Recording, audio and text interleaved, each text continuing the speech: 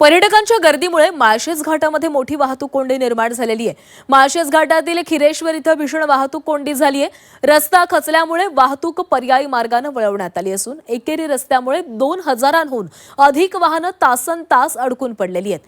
कल्याण अहिल्यानगर महामार्गावरील खिरेश्वर परिसरामध्ये रस्ता खचल्याने वाहतूक पिंपळगाव जोगा धरणाच्या मागील बाजूच्या पर्यायी मार्गाने वळवण्यात आली आहे। मात्र हा मार्ग एकेरी असल्याने दुपारपासूनच मोठी वाहतूक कोंडी निर्माण झाली असून 2000हून अधिक वाहनं अडकलेली आहेत। पर्यटक, प्रवासी आणि कुटुंबियांना रात्रभर वाहनांमध्ये थांबण्याची वेळ आलेली असून मदत आणि वाहतूक नियोजनाच्या अभावामुळे संताप व्यक्त केला जातोय। 112 क्रमांकावर संपर्क करूनही तातडीची मदत मिळत नसल्याची भावना अडकलेल्या पर्यटकांनी व्यक्त केलेली आहे।